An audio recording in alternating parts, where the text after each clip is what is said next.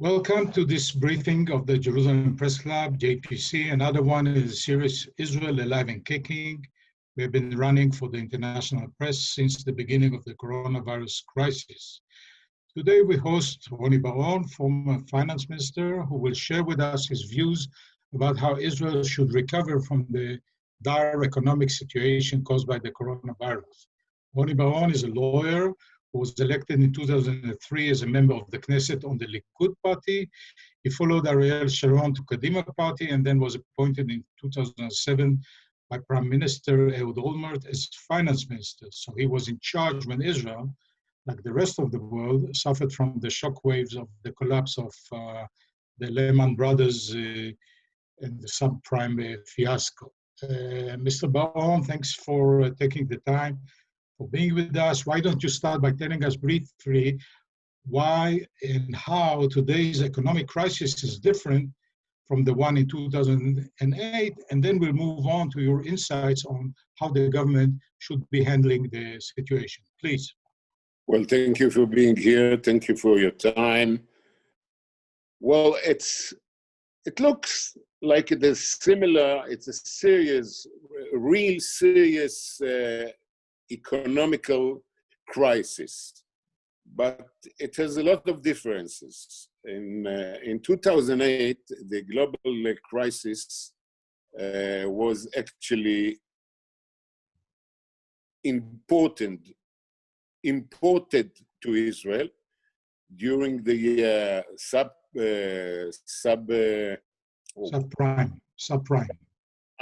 crisis in the United States, with all the toxical devices that the market, the capital market, and in no time, all this crisis in the capital market influenced the real economical situation.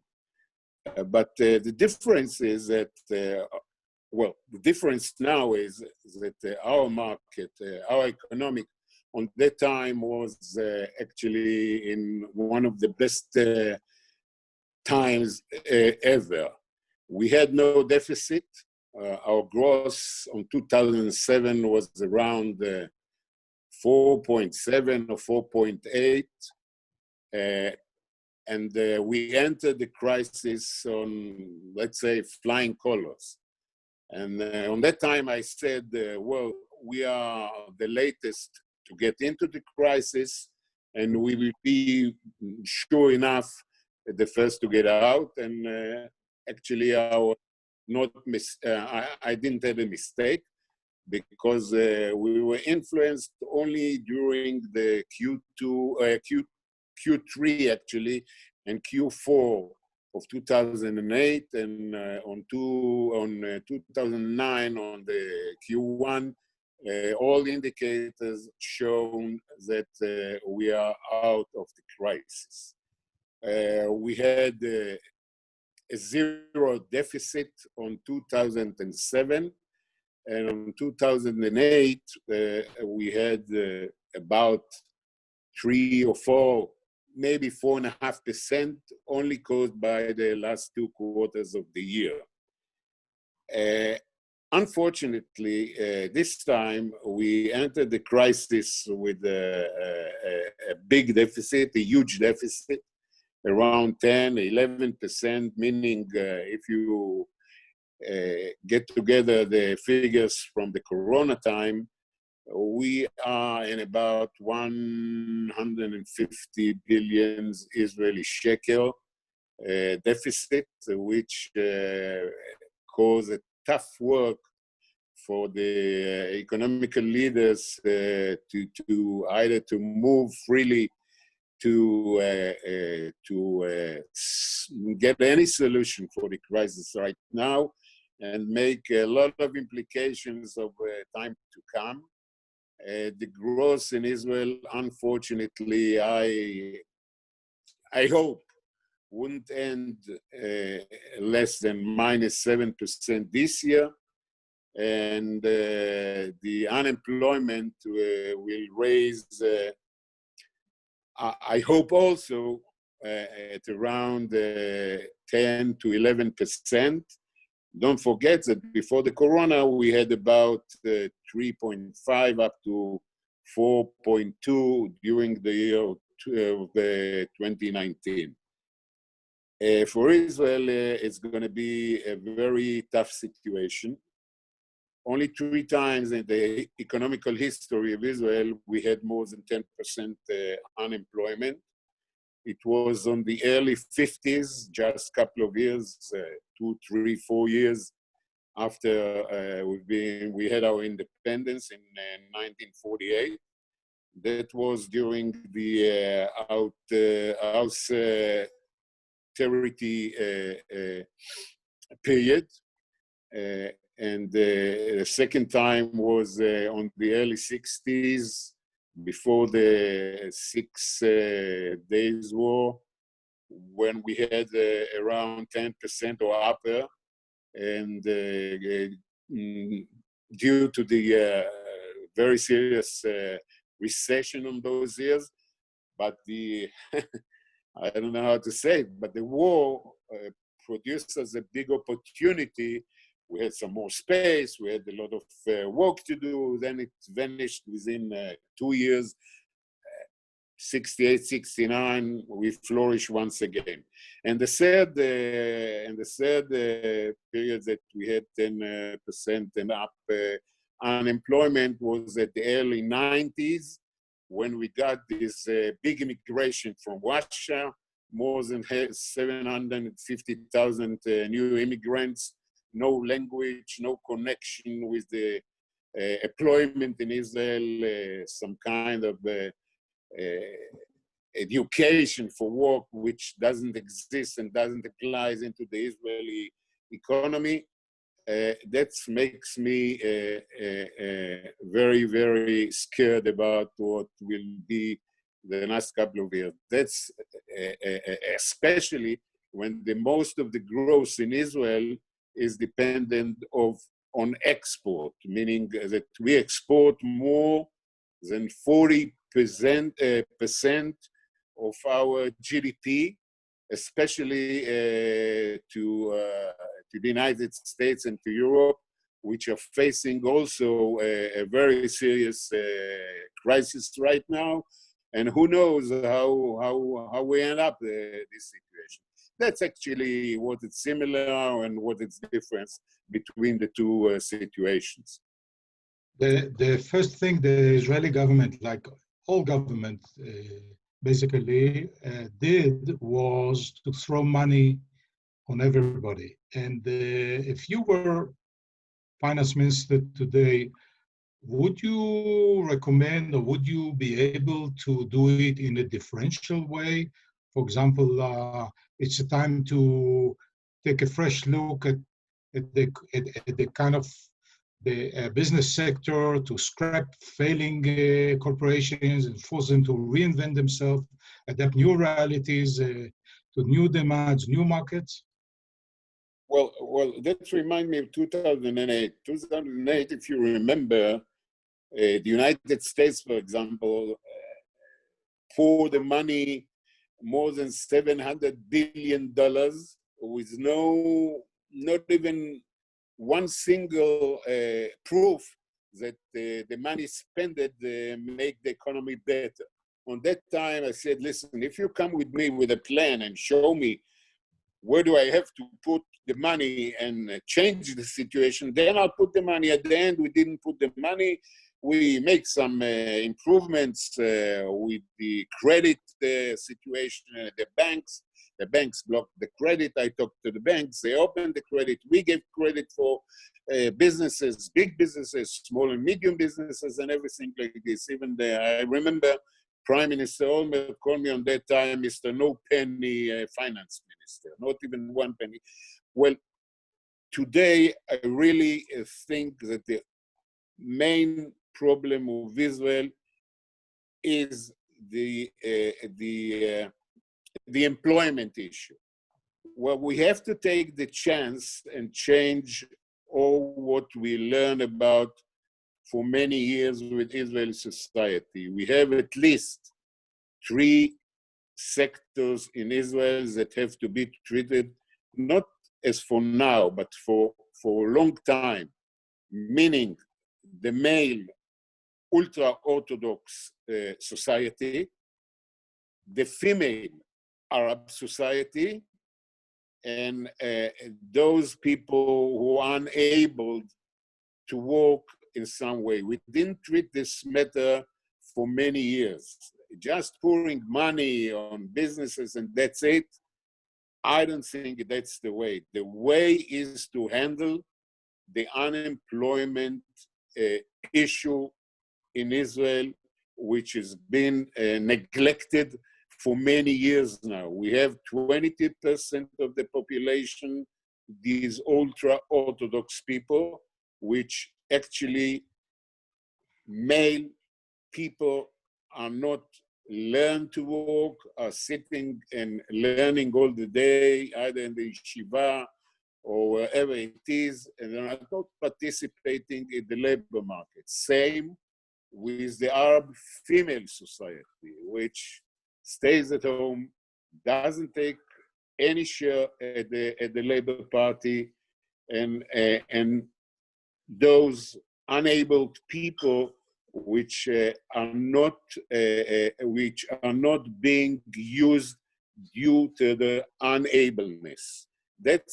With that, I would have spent all the money that I can take, and later on we'll handle the problems which are not that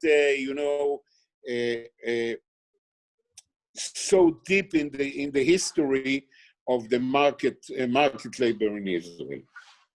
It is ironic that Netanyahu is the one who, in his term as finance minister, spoke about the thin man, the private sector, carrying on his shoulder the fat man, the public sector. And yet today, the government Netanyahu has just formed is the largest and most inflated in Israel's history. What kind of message is sent to the small business owners struggling to revive their businesses? You couldn't say it more obvious. It's obvious. You can't run a government of 36 ministers and another 16 deputy ministers, meaning 52 of the parliament members are actually serving not at the parliament, but on the government. It costs a lot of money. The message is totally unacceptable. Let me tell you also that within the last 11 years of the governance of Mr. Netanyahu, the public sector in Israel went up more than 150%. Now, instead of 70,000 public sector people on 2009, we have more than 150. That's the government doesn't know how to run businesses. The government should lead, not having all those companies which can be outsourcing and not having interfere with the market, with the economy so much. It's either you run a capitalistic system in a way and let the economy do itself what it's right or wrong and pay from private money and not public money, or either you want to be to run a socialist regime with playing the game of capital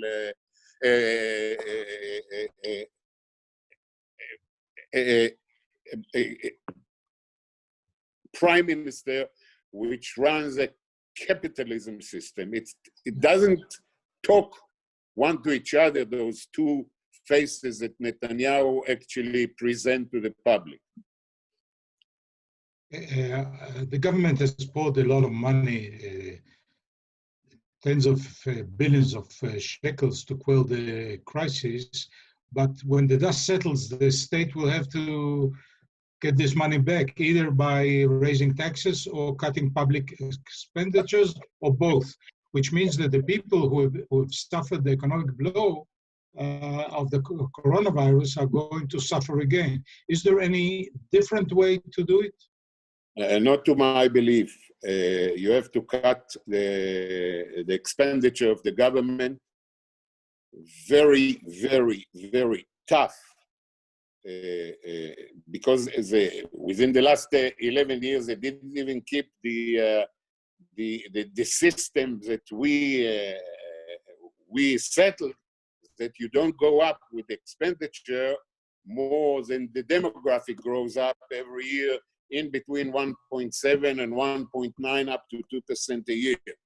They give up all the rules by that. And now it's a time also to raise some taxes. Unfortunately, I don't know another system since during the big crisis on the 80s, they took from the government the right to produce some more money, and the right to produce some more money is now in the National Bank, the National Bank of Israel, which is a good method actually, because otherwise, you know, every day to run to the printing house and print some more money will cause us problems that we had enough on the 80s. In Israel, with 400% inflation on, I think, 84 or 83 or even 85.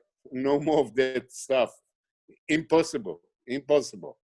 Now the shekel tends to be the most toughest currency all over the world.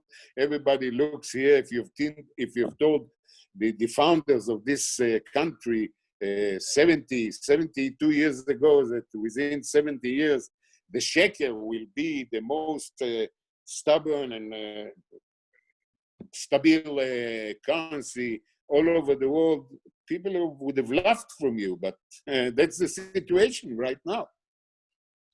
One of the things that the coronavirus crisis exposed is the fragility of some big corporations like Delek of Yitzhak Tshuva, the energy company, which was stretched too wide and too thin. Do you foresee more corporations reaching bankruptcy, and what can be done about it? Well, it's inconvenient for me to speak about Tshuva because I have some conflict of interest talking about Delek Corporate. The Delek Corporate has been influenced from a global crisis of the prices of the Brent and the petroleum and all the other stuff.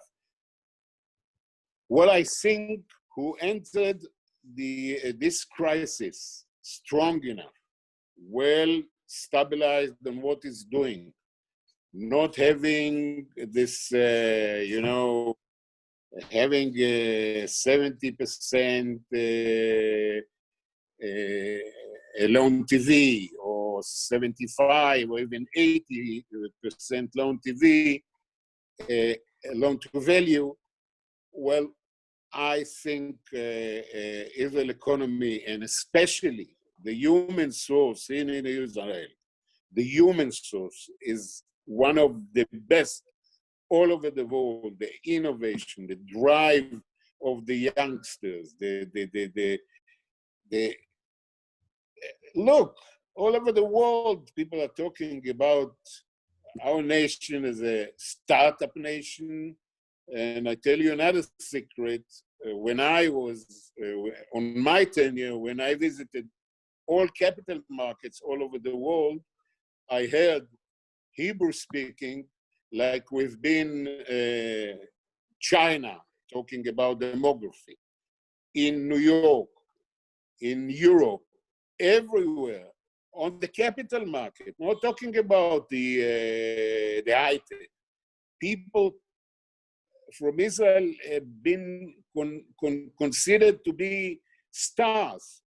I don't see this character of Israel economy and this characterism of Israel human source have been demolished.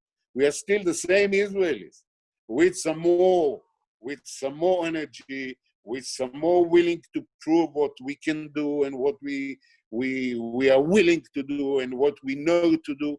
So it will be a difficult time, but we'll manage.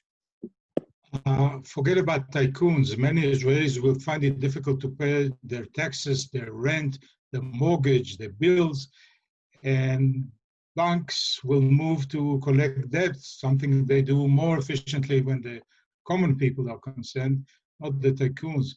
Is there a way in which the state can intervene to introduce a more humane way of recovery, like grace periods, state guarantees, moratoriums, etc.? I think so. I think they've done a couple of them. They granted some grants and they've done some delayed with paying taxes and VAT and taxes to the municipality. Yes, but the main problem or the main issues that I see on the government appearing on this crisis is that they run to the press before they even know what they're going to do. And when you lose faith with the government, if you don't believe what the finance minister said, or the prime minister says, or the minister of health says, then it's gone. You lose here, especially in Israel. You lose faith within seconds, and you have to gain back this faith within years. And I'm afraid that they've done, I wouldn't call it even a mistake. They done tactical mistakes, actually. Maybe the plans were okay. Maybe the plans are doing a real job. But the minute you say something, people look at the prime minister, the finance minister, the health minister as leaders. They depend on what those leaders are telling them. Within 1, 2, 3 days, within 1 week, nothing happens. Then they change the plans. Then they said, we saw this, but we'll do that. That's gonna take a long time for the Israel economy and for the Israel society to help back to believe the leaders. And if people does not believe the leaders, then it's a hell of a situation. You talked about how strong the shekel is. Can you explain what's the reasons for the shekel being so strong? And does the gas industry has something to do with it? Well, it started, I believe, in 2007, 2008. The big gas appeared, Leviathan actually, appeared. I still remember Chuba called me as finance minister and told me, listen, we broke the casino, we won everything, it's a new time for Israel. It was, I believe, January 2009. No, nobody can explain why the Israeli shekel is so strong. Well, in a way, it hits our industry, because they gain the money outside. I told you 40% of our gross, of our GDP goes for export. We get back dollars. All Israeli business which are run globally, like real estate and all others, suffers a lot for the strong situation of the shekels. They lose a lot of money. Nobody, I can't explain it. I never heard somebody who can explain it. And those who believe that even the Central Bank of Israel will buy dollars and that will keep the shekel not that strong, has now more than 10 years experience that is rubbish, all it's rubbish. What the dollar does all over the world, Israel and the Central Bank of Israel cannot influence it even by a millimeter. The government allocated billions of shekels to guarantee the loans people will take from the banks. But a recent poll showed that the banks only approve less than 40% of the request, and they are specifically denying the requests from people like restaurant owners because they say why should a bank give you a loan if the government gives you big guarantee of only 50%? give them a bank guarantee, give them back a guarantee of 25, 30, 40, 50%, and then you show the banks. The banks suffered enough from all those crises. Well, I don't love the attitude of the banks. As I told you in 2008, that we had a big trouble with the banks, which they were so large when everything was flourishing. And the first minute when the crisis show up, then they keep the doors closed. And no, and I give them hard time also on that time. But the government should be more large with a guarantee for the banks, then the bank will be more large with the private businesses. And I think also the bureaucracy through this process is so tough. I spoke to a big spender in housing and hotels and all the other stuff. And he told me, I got into the machine with my CPA, and we saw that we can get through the parameters 51 million from the banks. We applied for 51 million shekels. And at the end, they got 18. And he said, what is the problem? It's according to the parameters. I got this answer for the machine. I didn't calculate it myself. He said, refer to the government. We give you only 18. That's the parameters we got from the government. That's what I talked to you about, having faith in the government. It's unclear. Every day plans are changed. That's a big problem. That's a big problem. In such condition, the world, you don't know where it goes, okay? Economy, it's a kind of a science of psychology in a way. But the government, at least the government, should have a clear base with the economy, with the investors, with the producers, with everybody who relies upon government. They have to know A, B, C, D. No changes, no promises, just facts to arrange themselves how to behave in such times. Do you see, knowing the strength of the Israeli economy over the years, do you see some positive signs leading towards 2021? Well, I told you, I believe in Israeli economy. I believe in the human source. I absolutely believe that our economy will be, no matter what the government does, okay? Our economy will be within the first 10 or even within the first 5 economies all over the world to get out of this crisis. If it take 1 year, 2 years, 3 years, I don't know to say right now, but I totally believe in Israel economy.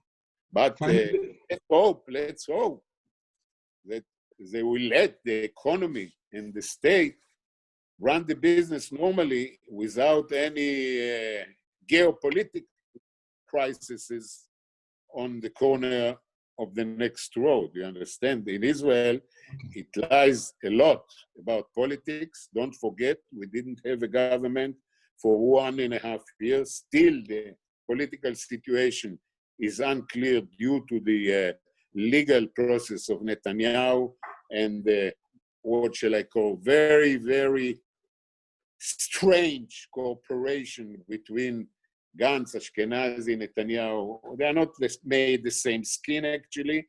And not talking about the annexation which lies behind the corner. Okay, so let's talk about annexation, which will be the last question. It might put a huge burden on the Israeli budget because of extra security demands and then because of the need to take care of many Palestinians. What is your opinion on this?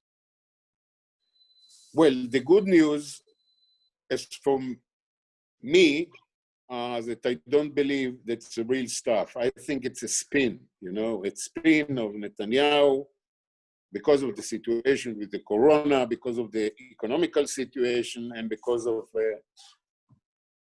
unfortunately, his personal issues. So I think, especially when I see what happens right now in America, who in America cares now for annexation in Judea and Samaria? Does Trump have the time for it? The mental efficiency to deal with such a thing?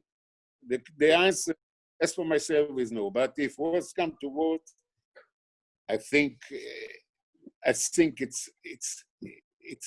a rubbish to try to handle this right now on this situation. Well, Palestinians are actually broken. The Arab world doesn't care for what's happening over here. Someone will tell it's the best situation to take over and to make the annexation in Judea Samaria. I personally said, listen, Bibi talked about two-state solution in 2009 in Bar Ilan's speech. What happened since then?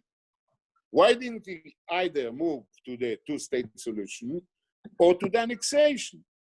Because he will never do anything about it. He thinks time works for us. Me personally, I think time works against us. The price that we could have paid 25 years ago, 20 years ago, 15 years ago, 10 years ago, would have been 10 times lower than the price we are going to pay at the end if it comes in my life. Okay, thank you so much, Ronnie Baron. Stay tuned to our next webinar on Tuesday at 11 a.m.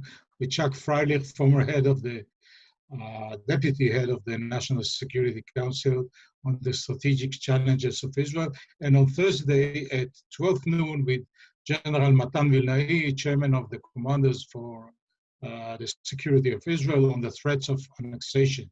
These coming webinars will be moderated by our new press director, Talia Dekel, who has just joined JPC. I wish her good luck. I also want to thank our own Rachel Lexiel for facilitating the webinars in the most professional way. Thank you all for being with us.